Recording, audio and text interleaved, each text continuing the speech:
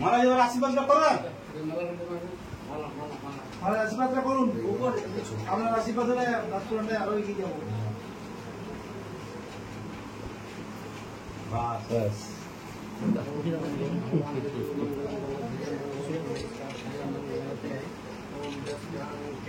भाति भूधर सुता देवा परामस्तके बाले भाल विदुर्लचकर्णम जस्योरपि व्यालराट सोयम सुरवरसग्नि को माया मनुष्य महि वंदेहं करुणाकरं भूपाल चूड़ामणि ओम शांति ओम शांति ओम शांति।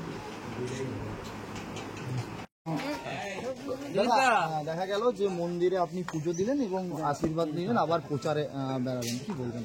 কি করবো না, এতে বলার কি আছে? আমার হচ্ছে এটা আমার সঙ্গে ঠাকুরের সম্পর্ক, সেই সম্পর্ক আমি রাজনীতির ময়দানে বিক্রি করতে চাই। আমার মনে হয় ঠাকুরের আশীর্বাদ সবাই দেয়। যে কোনো শুধু রাজনীতির জন্য না, আমার সিনেমার ক্ষেত্রে জীবনে ঠিক মার্গে হাঁটার জন্য, ঠিক পথে হাঁটার জন্য ভগবানের আশীর্বাদ লাগবে। সেই আশীর্বাদটা এই মঠে এসছে। আমার মনে হয় খুব খুব শান্তিপ্রিয় একটা জায়গা। এখানে খুব জাগ্রত ঠাকুর আছে এবং ওনার আশীর্বাদ নিতে এসছে। এখানে তো অনেকে যারা শারীরিকভাবে সক্ষম তারা আছে এবং বহু পুরনো মন্দির, বৃদ্ধাশ্রম আছে। এখানে আপনি এলেন, এটা কি শুধু ভোটের জন্য না এদেরকে? না না, আমার মনে হয় কি আমি ওরকম রাজনীতি করি না, আমার মনে হয় সবাই সেটা জানে। কিন্তু যেটা সত্যি কথা কি, মহারাজ এরকম একটা সংস্থা চালান যে এখানে আপনি যারা, যেটা তুমি বলবো, অনেক ব্লাইন্ড বাচ্চারা আছেন বা একটা ওল্ড এজ হোমও চালাচ্ছেন, এরকম একটা জায়গায় এত সুন্দর একটা কাজ চলছে এবং সেটাকে সাধুবাদ জানাতে হবে। ইনফ্যাক্ট এটা আমার মনে হয় শুধু টিএমসি বা আমি রাজনীতির মধ্যে আছি বলে সেটা নয়, আমার সমস্ত দলের মানুষরা আসা উচিত এবং যে যেরকম পারবে সেরকমভাবে পাশে থাকা উচিত।